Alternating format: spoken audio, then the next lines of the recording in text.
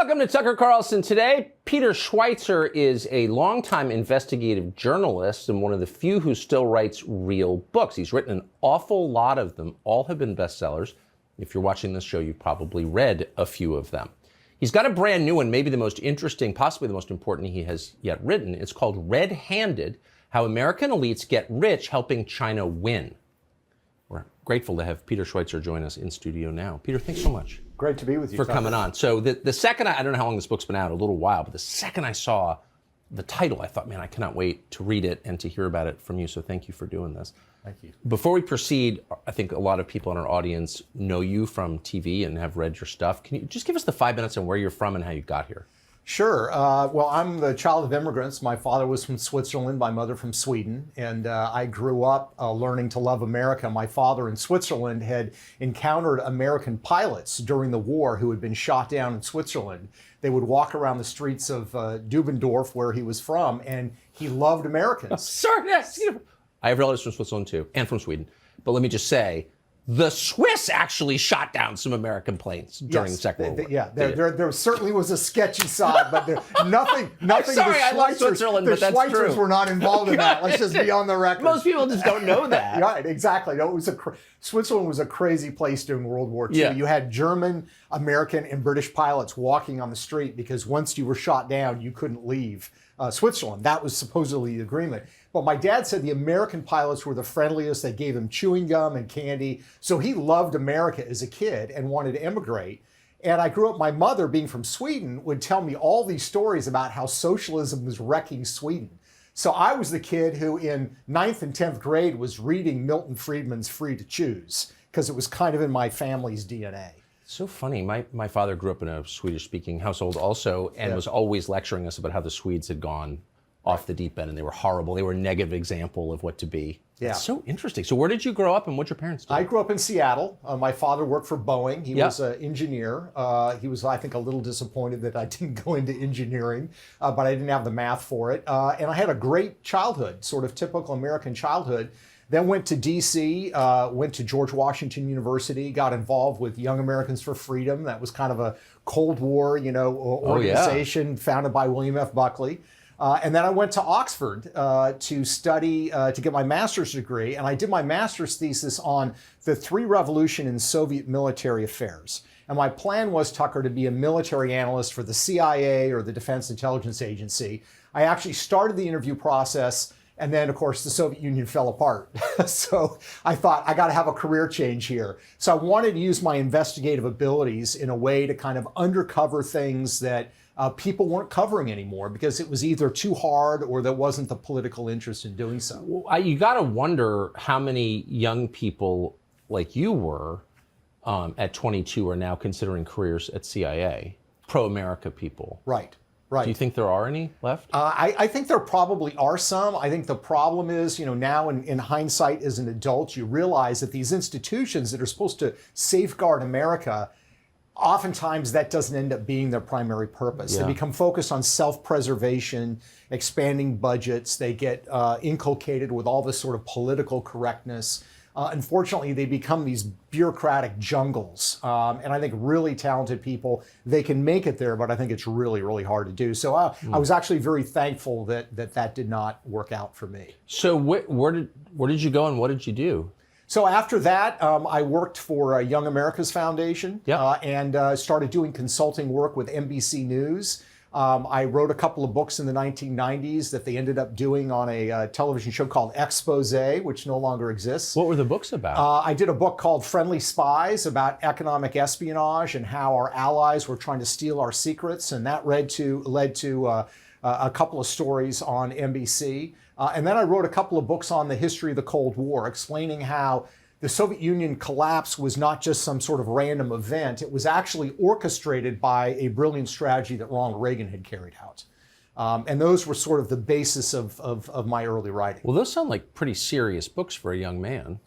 They were. I was, by this time, I became a fellow with the Hoover Institution, and I got access to the archives. So I would spend time going through the archival material. I'm the guy that likes research more than actual writing.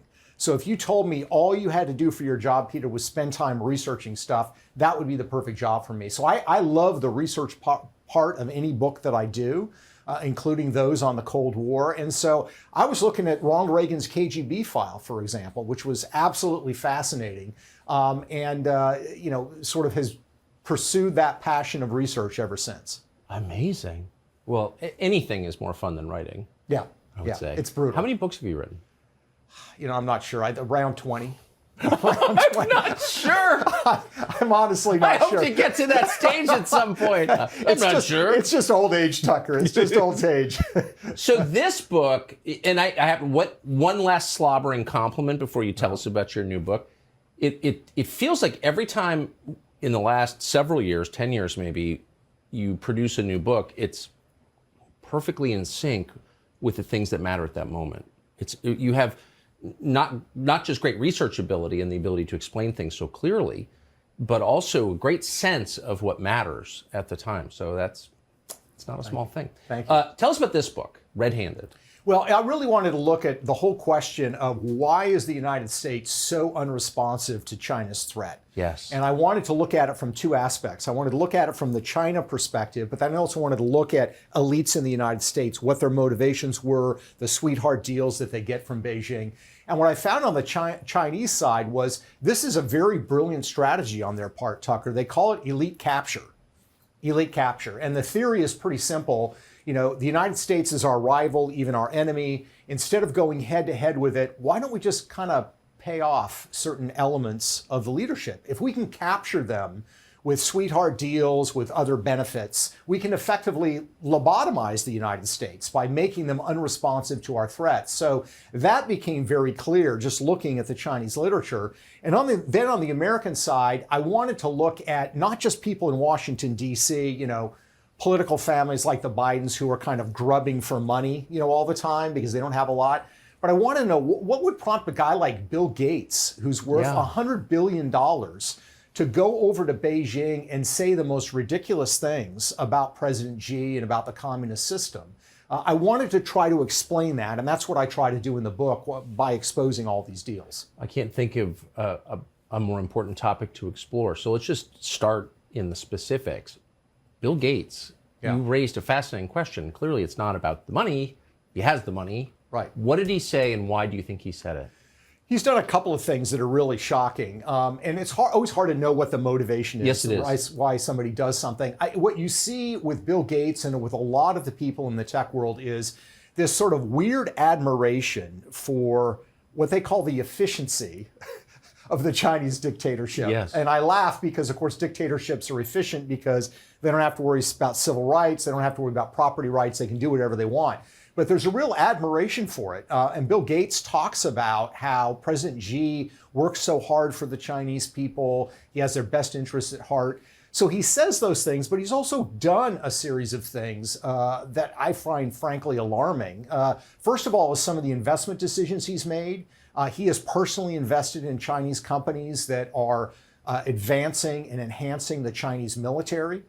He invested in a company called BYD, along with Warren Buffett, by the way. BYD, in addition to doing other things, is involved in creating advanced guidance systems for Chinese missiles.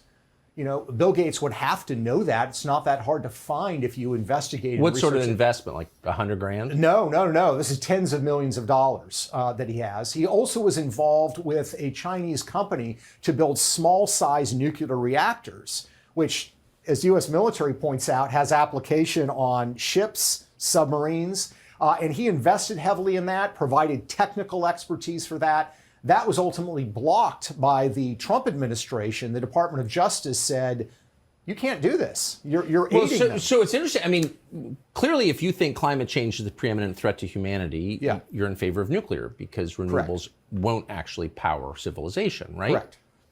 And yet, no one in the American environmental movement is for nuclear, including Bill Gates, in this country, but he's for it in China? Right. That seems to be the case. And there's a dismissal of concerns about how this is not just a civilian technology, it's a military technology. For example, Microsoft, where he's still the founder and he's now the technical advisor for Microsoft, has for a long time sponsored artificial intelligence research in China at labs that are known to be linked to the Chinese military. In fact, one of the things I found, Tucker, is that Microsoft actually accepts interns from the People's Liberation Army. I think this dates back to this kind of crazy notion. Still? Yeah, they still accept them. And it dates back to this crazy notion they used to have that somehow if we just give them access to technology and trade, they'll become more like us. Well, clearly they haven't. The government's more repressive than ever. But these are the kinds of ties that Bill Gates and a bunch of other people in Silicon Valley enjoy with Beijing. It's infuriating. Yes. Back to the tone really quick. There is a worshipful tone. Yes. In the way that a lot of these people approach the dictatorship of China. And I wonder if it is related to the fact that most of them are losers. I mean, like not all of them, but Bill Gates obviously is a loser. Jeff Bezos, destroyed personal lives. Obviously kind of brilliant with business, but not brilliant with other people. And I wonder if people like that are more apt to worship power. I think there's certainly an attraction to that. I think also these are people that remember the way the ownership structure works in all these big tech companies. They control the voting shares. So in a sense, Microsoft or Google, they're effectively dictatorships by the founders. Because even if you buy shares in Google, you don't really have voting shares in Google. So I think they experience this at the corporate level. I think whether it's naivete or a lack of concern, they apply to the political realm, and it doesn't matter. A guy like Elon Musk, who used to be critical of China in his tweets, once they build him a factory, he's now going on podcasts saying that the Chinese government is actually more responsive to the needs of their people than the U.S. representative government is to the American people. Right. I mean, it's an astonishing thing to say. So you wonder, does that have to do with the deal he got with China, or is there this sort of authoritarian impulse, as it were? So let's sort of flip it around and ask the mirror image question. Did you find any titans of American business who were clear thinking about a rivalry with China, who had a patriotic position on China, pro-American position on China? Did you find any people like that? There's a couple. Peter Thiel, obviously, in Silicon Valley is one. He's been outspoken about what these other tech companies are doing. The founder of DocuSign, I'm forgetting his name right now, has been very critical of cooperation in the tech world. But they are exceptions. Most of the people in Silicon Valley, and certainly the big titans on Wall Street, are all enamored with China. It's hard to find. It's only by a difference of degrees, really, Tucker. I mean, Jamie Dimon, for example, who's a really smart person, legitimately smart person, and a humane person, a nice guy, actually, very nice guy. Yeah. A good guy, as we would say. Right. And rich, to the point where he couldn't spend it all if he wanted. Why would he suck up to China? Like, I always thought of him as kind of patriotic. Now I see him sucking up to China. What's that? Yeah, they want access to the Chinese market. They want deals. And the way it works in China is if you are not praising the regime, if you are even critical of their genocidal policies, you will lose big money in China. So Jamie Dimon certainly is not among the worst. No. He's one to be concerned about. But then you have some like Ray Dalio, who's the founder of Bridgewater Associates, the biggest hedge fund. He wrote a book in 2017 called Principles, ironically, where he praises the number 2 leader in China, a guy named Wang Qishan, and says that this guy has helped him untap the secrets of the universe. This is like a quasi-religious experience he describes in spending time with this guy. And he says he's been a remarkable force for good for decades. So I looked at, who is this guy, Wang Qishan? It turns out he's President Xi's enforcer. So if you're in China and you get thrown in jail, if you get tortured, it's Wang Qishan that makes it happen. And yet a guy like Ray Dalio, who's very smart, is saying these outrageous things about very brutal people. And he gets rewarded for it because, of course, Bridgewater Associates became the first hedge fund in the West to get granted access to the main market in mainland China. So I'll stop interrupting you, but just one more big picture question. So you grew up in a hyper-patriotic family. Yeah. And you hope to serve the United States government and the country's interests through government service. So that was your orientation. Looking at all of this stuff and finding basically nobody in the business community is willing even to defend America at all. The richest people in the country are the least patriotic. Does it make you wonder about our system? Yes. I mean, what kind of system elevates the worst people? I don't even know anyone as bad personally as some of these people. Right. Yet they have all the money. So like maybe our system isn't working right.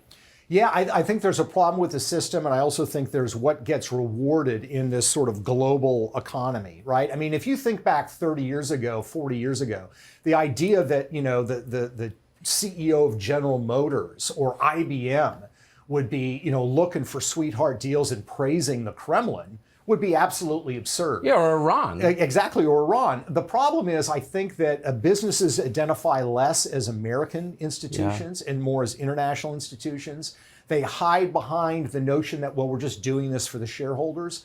But if the shareholders are the American people, and the company is actually aiding and abetting our chief rival, who's, let's face it, their military systems are going to be aimed at us, you have to wonder if that's really the case. So yeah, it's appalling and it's frustrating. The thing that's even worse than that, Tucker, in my mind, is that the mainstream media avoids this topic like a plague. They don't want to call out these powerful people. They don't want to discuss this topic.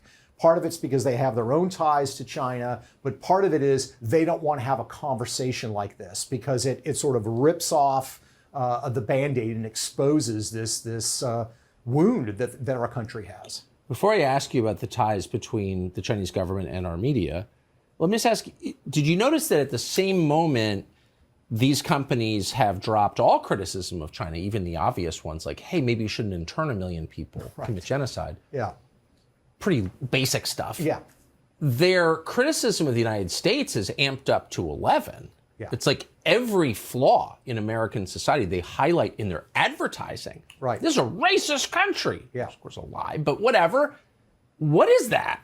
Yeah. Yeah, no, it's interesting. I mean, it's part of its pandering, but you get this really interesting merging of American elites with some Chinese elites, and that creates these bizarre disparities. So one of the guys in my book is a guy named Joe Tsai, who owns the Brooklyn Nets NBA team. He's a co-founder of Alibaba, massive company in China, kind of their equivalent of Amazon. Jack Ma's company. Yeah, got a lot of help from the Chinese government to get launched. It was rolled out by J.P. Morgan. That's correct. That's exactly right. I remember well. Yeah, and so Joe Tsai is very pro-regime. He goes on college campuses and says to students, you don't understand what's going on. No, the problem's not as bad as you think it is. Things are really good in China. So he defends the regime, but at the same time, he's pledged $100 million to Black Lives Matter. So on the one hand, he's saying this system that interns 1 million people, we have no right to trial. You can be tortured. You can be thrown into jail. You can disappear. That system is okay. But our system of criminal justice, which certainly isn't perfect, is marred with these horrible, horrible problems. Is Joe Tsai American? He is not. He is a Chinese and Canadian citizen. He lives in California. Interesting point, Tucker. He praises the social credit system in China. Where you're going to get points for good behavior, and says this is a great way to raise children. But of course, his children don't live in China. His children live in the United States. So can I ask, if you're giving $100 million to Black Lives Matter, which is a cancer, I mean, it doesn't help any black people other than the ones who run it, and works to undo the American family, I mean, I can't think of a more destructive thing to do. If you're giving them $100 million and you're not even an American citizen, maybe you're like really trying to wreck the country. Maybe you're an enemy of the country. Well, it's an interesting question, right? Because there's lots of evidence that China works on social media and elsewhere to divide Americans. They try to ramp up issues. That's what Russia does, Peter Schweizer. Stop now! They had like 11 Facebook ads against Hillary. You really realize like all the things they say about Russia are actually true of China. Right. That's exactly right. And all the things they say about Donald Trump involving Russia collusion is true concerning the Bidens in China. But no, there's a fascinating mirror there. But yeah, there's no question China works to divide the country, and you have to look at a guy like Joe Tsai. And listen, there are dozens of them that are giving huge amounts of money to American universities. Oftentimes it's kind of masked where it's coming from, is having an influence on the debate on college campus. And these are not disinterested parties. These are not philanthropists who just want an open conversation. They are steering the conversation in a way that benefits the Chinese Communist Party. It's also, so who is pushing back against this? There are a couple of people. I mean, I mentioned in the book there are some people in Washington, D.C. on both sides of the party, both sides of the aisle, both parties, who've been pretty good on China, but they're few and far between. I mean, that's part of the problem. It's very enticing if you're a politician and you have an adult child that's in business, let's say, they can go to China and they don't have to have any core competencies. China knows who they are. They will set them up with some kind of a consulting arrangement. They'll give them some sort of business. They'll put them on the board of some government-backed entity and pay them lots of money. And it's hard to pull that off in the United States because we have these things like ethics laws, but in China, it's easy to mask them. So so Mitch McConnell is the highest level elected Republican in the country. Yeah. Right? He's the minority leader in the Senate. Why doesn't he say anything about this, I wonder? Well, he doesn't want to bring up the Bidens and Hunter Biden's China's deal because his family has deals also in China. And these go back decades. Wait, what? Yeah, decades. A lot of people don't realize this. He's married to Elaine Chao, who was the transportation secretary during the Trump administration. They got married in the early 1990s. One of the first trips Mitch McConnell took was to Beijing, China with his father-in-law. And this was in 1993. It was after Tiananmen Square. Very few American politicians were going to China. Well, this United States senator showed up with his father-in-law, and they met with officials from the Chinese State Shipbuilding Corporation because the Chao family had a shipping company. And they basically struck a bargain, Tucker. So their company called Foremost Shipping in the 1990s was a relatively small company. It's a massive one today. How did it become a massive one? Well, the Chinese State Shipbuilding Corporation builds all of their ships. The financing for the construction of those ships, to the tune of hundreds of millions of dollars, is financed by Chinese state banks. The crews that man the ships are provided by the Chinese government, and a lot of the contracts, a lot of the goods they ship around the Asia-Pacific region are provided by the Chinese government. So Mitch McConnell, and by the way, he got a gift from his father-in-law between $5 million and $25 million. So he's a beneficiary of this business. If he were to do something that offended China, they could destroy the family business overnight. Wait a second. So Mitch McConnell personally got rich? He got a $5 million to $25 million gift from his father-in-law, James Chao. And his source of income is the shipping business. So how can Mitch McConnell be the head Republican in the Senate? I mean, that's so immoral. It's hard to believe it's true. It's a good question, and it raises the obvious question of how can we expect him to have any kind of a neutral, sensible position as it relates to China? He can't, and China has, and he doesn't. I don't think. I don't think he does. No, and here's the thing: China has Mitch McConnell exactly where they want him. They have leverage over him. And the family business could be destroyed and his fortunes would change overnight. And that's exactly the way Beijing wants these relationships to work. God, just the betrayal, the wholesale betrayal of Americans by their leaders is stunning. I said I was going to ask you about the media and its connections to the Chinese government. What are they?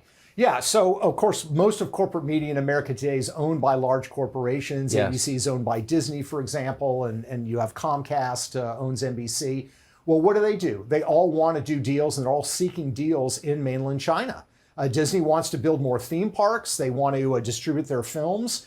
So they are loath to have anybody on the news side running stories about Uyghur camps, about the sort of deals that we are discussing. Or you take a news outlet like Bloomberg, which is sort of about business news. Michael Bloomberg has gone on public television and said that China's not a dictatorship.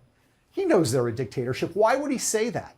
He says that because Bloomberg's business is mostly made up of these terminals where investors can get real-time information from governments like China to make investment decisions. Well, he has a unique relationship with the Chinese government where his news outlet to criticize the regime, he would lose that status and his fortunes would decline dramatically. And again, that's the kind of leverage China wants to have over these corporations and these news outlets. Well, but what's so weird is that Michael Bloomberg, who has been a toady to the Chinese government for a very long time, and he's strikingly short, by the way, when you see him in person, it's kind of surprising. He's now, I think, been appointed by Joe Biden to a defense technology position. Correct. So someone who has professed open affection for the totalitarian government of China probably shouldn't be in a defense technology position for the U.S., no? I think that's exactly right. And there are other people in Silicon Valley. You see people connected to Google, people connected to Facebook, Silicon Valley investors filling those same positions. They did in the Obama administration, they did so now. And the problem is, if you take an area like artificial intelligence, which everybody acknowledges in Beijing and in Washington is the crux of the technology competition between the two. China has said, Xi has said, if we win the race for artificial intelligence, we will seize the commanding heights in the battle against the United States. Well, a number of the people that are advising the Pentagon on artificial intelligence are sponsoring artificial intelligence research in China that benefits the Chinese military, because the Chinese military is involved in those laboratories, whether that's Google, whether that's Microsoft. So you have this sort of bizarre situation where you have to wonder, why are these people being appointed? They're clearly very smart in terms of technology, but their allegiance isn't where we want it to be. Can you just give us some sense of what the application of artificial intelligence would be? It could be anything. It could be guiding missiles. It could be providing guidance to pilots, when they're doing air-to-air combat. It could be used for processing information, if you're engaged in cyber warfare. It's really the crux of taking machines and making them smarter. And that's the future of warfare. And everybody sees it as such. And of commerce and of everything. Oh, absolutely. And even in terms of the economy, absolutely. It is the crux of everything. And that's why there's so much panic in Washington, D.C., that we are behind Beijing. And one of the reasons we're behind Beijing is because our best and brightest companies are actually subsidizing China and helping China in the race against us. So at some point, Americans are famously sweet-tempered, open-minded, naive. Yeah. But the scale that you're describing is not the product of naivete. It's intentional. I agree. They know exactly what's going on. Some of them convince themselves that, we're making friends in China and we need to kind of fuse each other together. Well, that's been the argument, engagement in China. That's been the argument for 30 years. We trade with them, we give them technology, they'll wear our jeans, they'll start listening to our music, Exactly. They'll become kind of like us. Well, it hasn't happened. The regime's far more aggressive and repressive and powerful than it was 20 years ago. So that experiment has failed. Some of them still believe that, but again, I think that ship has sailed, and it's kind of stupid to even argue that anymore. Some of them, I think, genuinely, as we said earlier, have an admiration for this system. They talk about how efficient it is. There was a Goldman Sachs banker who said, President Xi just knows how to get things across the goal line. Well, of course he does. Well, actually, I think we have tape of Justin Trudeau making that point. Here he is. This is the dictator of Canada. There's a level of admiration I actually have for China, because their basic dictatorship is allowing them to actually turn their economy around on a dime. So the beauty of Justin Trudeau is he's got a low IQ, so he says stuff out loud that an old person would. Right. The beauty of their dictatorship. Right. I do admire that. Good for him for just saying it. Right. It's not like Bloomberg, who claims they're a democracy. He just says a basic dictatorship. Yeah, and he says what a lot of people think in these elite circles. He's willing to admit it. And Trudeau gets it from his father, who made a lot of money setting up sweetheart deals for Canadian companies in China over the decades. So there's a family business there. But this is a massive problem. And I think these individuals need to start getting called out. When they go on, cable financial news networks and they're talking about, China or the geopolitical balance, they need to be called out for what their attitudes are. I wonder if the Russia hoax and hysteria aren't a kind of prophylactic against that. They basically have stolen the arguments that you would use against them. Right. Right? No, and exactly. So you feel like kind of an asshole using their language to describe what they're doing after 4 years of saying they're Fox News hasn't been penetrated by the Russians. Right.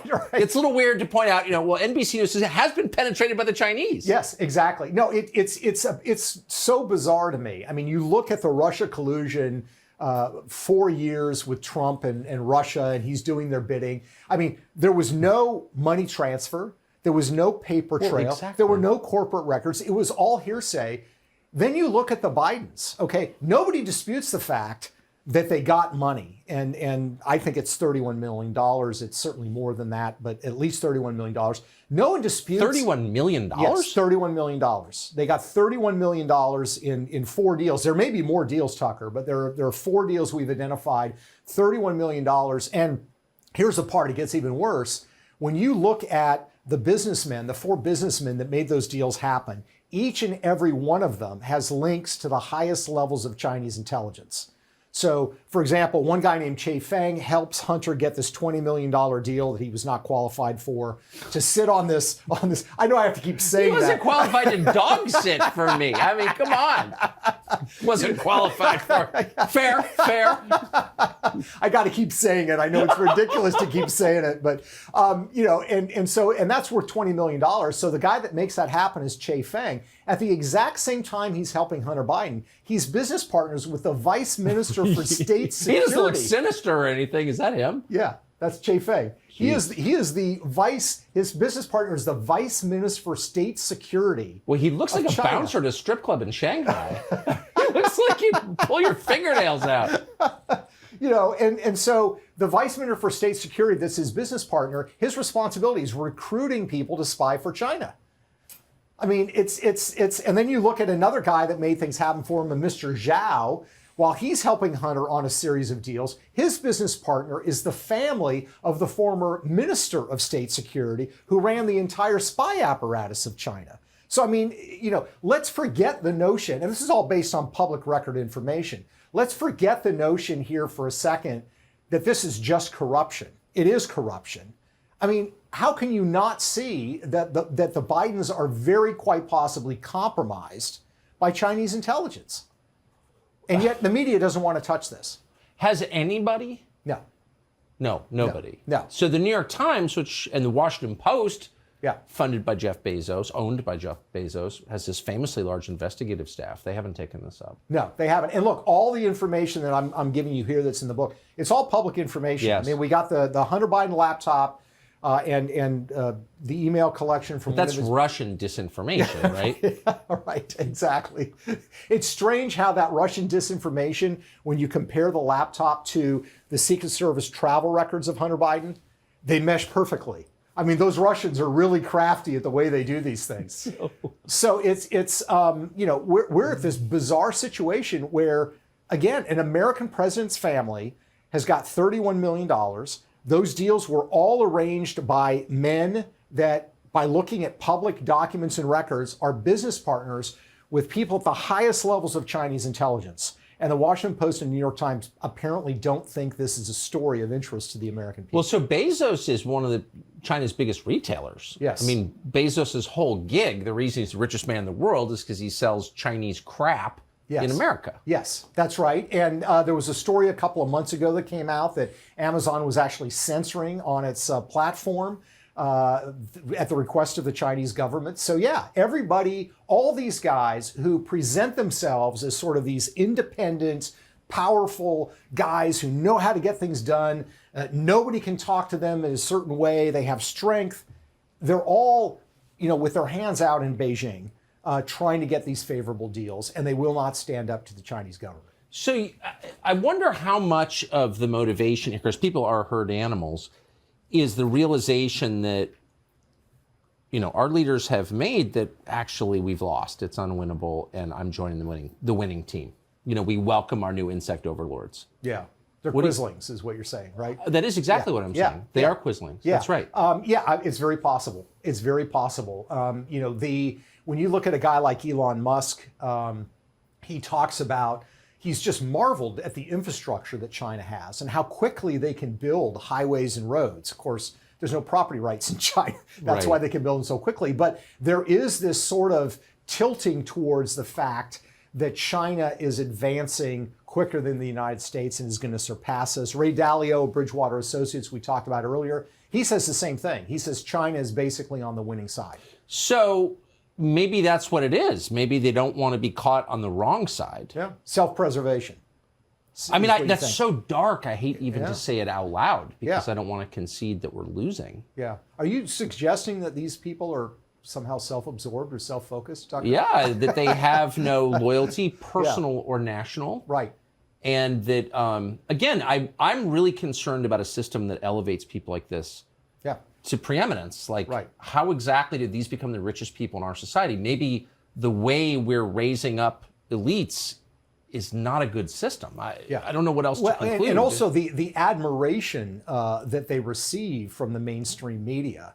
I mean, if you see Bezos or Gates and they go and they're doing an interview somewhere, they are very rarely called out for anything they do. So they're rewarded. I mean, it used to be back in the day when you had the so-called robber barons, 100 years ago. I mean, they would get negative press. Well, you had John D. Rockefeller, and then you had Mother Jones. Correct. And they weren't, equals. Correct. She was poor, he was rich, but she had a voice. Yeah, exactly. And people listened to her. They named a magazine after her. That's exactly right. And there was Yeah. criticism, but these titans get very little criticism. And part of it is you take a company like Google, very, very powerful. Again, if you're a publication, you don't want to criticize Google because they're the most powerful advertising platform on the planet.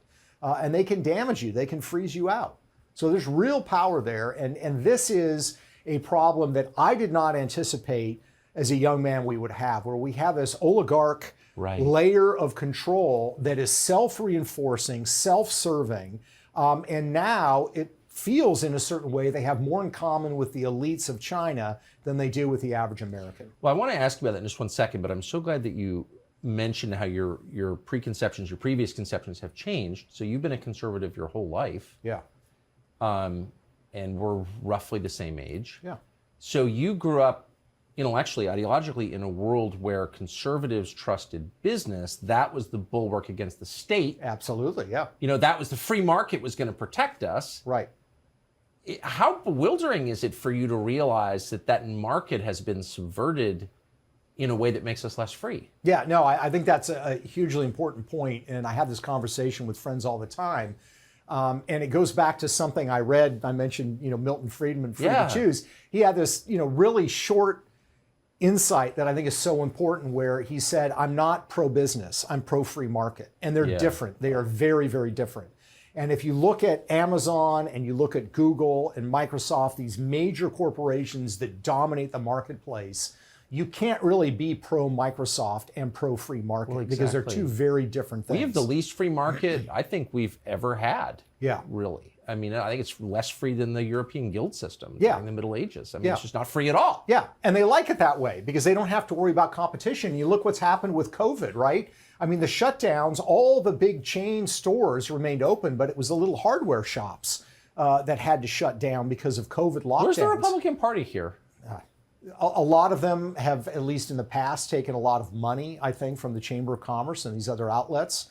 So there's a financial tie there. Part of it, I think, is they're locked in the past, in the way we thought it was back in the 1980s when it was a free market, and they haven't shifted to the realities that we face today as a country. That's totally right. I mean, in 1985, when I was thinking a lot about politics and reading a lot about it, if someone said to you, whose side are you on? UAW or General Motors? Right. Like, you would not even, you wouldn't even hesitate, would you? Exactly. That's exactly right. And yet, we now recognize that the people at UAW, we have a lot more in common with. Yes! As a conservative writer, I have a lot more in common with them in terms of outlook and culture and views and patriotism and attitude. 100%. Than with the management of General Motors, which is focused entirely on the global marketplace, i.e. China. That's where they view the future. Exactly right. So maybe the UAW is run by corrupt leaders, but they're cartoonishly corrupt. They're not a threat to me. Some mafia guy is not a threat to me. Right. The leaders of General Motors are like totally subversive and stealthy and feline and like never say anything straightforwardly. Right. That's exactly right. And that's I think what I see happening in the country is people are starting to wake up to that.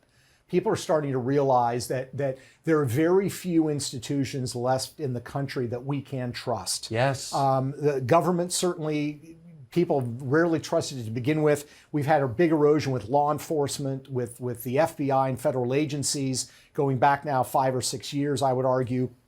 And I think corporate America, they see all the wokeness, they see the appeasing to China, they see the lack of interest in actually doing something that's good for the country. I think all of that is leading to an awakening. So in that sense, I'm optimistic. So who do you, since you do this for a living, I don't think any single person has done more to bring malfeasance to light in the last 10 years than you have. I mean that, too. Well, thank you. Who do you trust? Other than Mrs. Schweizer. And I do trust Mrs. Schweizer. Good. Yes, very, very fortunate, and the kids. Look, there are a lot of good sources of information out there. I mean, one of the things I appreciate about you is you are unpredictable in a predictable way. And what I mean by that is you go after different people based on a set of principles, which is a traditional classic liberal view, which is I distrust concentrated power. And that's where we need, time. Yeah, that's exactly where we need to be. So we have sources of information like you. There are other voices out there. I happen to think that there are a lot of great online publications. I'm, of course, connected with Breitbart. I'm a senior contributor. Same thing. I've never had a situation where I've run a lot of stories on Republicans and Democrats, never had a story when Breitbart has said, we don't want to cover that story for who it involves. So there are sources out there. I think the main thing people have to do is, abide by Reagan's old dictum of trust but verify.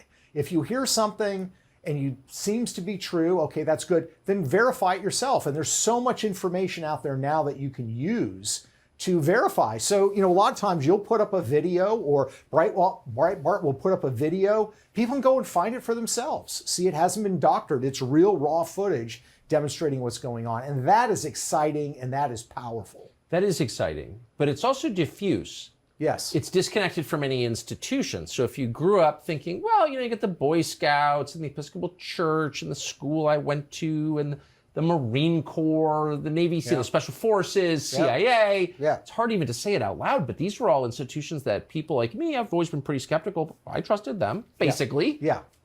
All gone. Yeah, no, exactly. There's so much, I think, legitimate skepticism of their motives. And I think the other challenge with news, like you said, it's diffuse, is you have to actually be a very active consumer of information. You have to go out and seek it. It's not going to find you. The days when you can say, I'm just going to read the morning paper and I'm going to watch the evening news and I'll generally know what's going on, that's no longer the case. So it takes time and it takes effort. And the fear, of course, is, are there enough people who are still actively looking for information as there should, or are they vastly outnumbered by people who are just passively receiving information? Here's a left field question that I don't know if you know the answer, but you would be the guy who would. What happened to Matt Drudge? What's the real story It's a good there? question. I don't know. There's lots of rumors that have swirled around about, that he took on investors, or that he's bitter. But I think it speaks to what you said earlier. If you think about the effect that this one man has had on the news cycle for so long, now that he has clearly shifted in the way that he is presenting information, it shows that we need more voices out there, not fewer. Do you think he got bought off before the election? That's certainly one of the theories you hear, that there were investors, let's say, that invested in his business. But I have no firsthand knowledge. That's all, I don't either. All rumor. It's certainly a plausible theory, I would say, given the abruptness of the shift. Yeah. Interesting. Do you notice that maybe because of our business dealings, it's all part of a larger whole, but that the political style, the political assumptions of the ruling party in China are suddenly becoming the assumptions of our leaders here? Oh, absolutely. So in other words, like when East met West through commerce, it was supposed to liberalize the East. Right. But actually, it just made the West more authoritarian. Correct. We didn't rub off on them. They rubbed off on us. It does seem that way. Yeah, no, I think you're exactly right. And you can look at the response to COVID. Bill Gates came out, he ignored the fact that, of course, the Chinese government covered this up from the beginning, the fact that doctors who talked about it were disappeared. But Gates said, China handled the COVID outbreak near perfectly. Remember all those stories where they were soldering doors shut? They were throwing people in Very jail. well. Yeah, I mean, it was Were those horrific. real? Yeah, a lot of them were. And there were doctors who were trying to alert people on social media in Wuhan, there's a virus, who were disappeared and were never seen again by the Chinese government. But Bill Gates actually said they had a near perfect response to COVID. And I think there's a lot of sense of what we did in this country was based on the bureaucrats at the CDC and elsewhere looking at how China was responding and saying, sounds good to us, we should do the same thing. I gotta say, I can't control myself. Like Bill Gates probably a very talented computer programmer, obviously a good marketing guy. But he's such an obvious non-genius in every other category. He's so unimpressive, truly unimpressive. Couldn't even keep his wife. Yeah. Why do people listen to Bill Gates? It's a good question. I mean, they take his money, I get it. Yeah. But people treat him like an oracle when he's like a freaking moron. Yeah, right. What is that? They do treat him as an oracle because he built the business, right? And there's all kinds of controversies about how he built the business, and was there really a lot of genius? Was there some ideas that were taken from Apple? You remember the... Is that what he looks like now? The film about Jobs. Yeah, that's Bill Gates. He looks more corpse-like than ever. Sorry, excuse me. I knew his dad. His dad was awful too. Yeah. No, Sorry. I mean, but it's a good question why people listen to Bill Gates, but I think they do, especially in the healthcare sector. Part of it's because he throws a lot of money around. That's his focus. But the other thing, Tucker, that I haven't mentioned yet is he's also an advisor to the Chinese government. They which going on your theory might be a good thing for us. Who knows?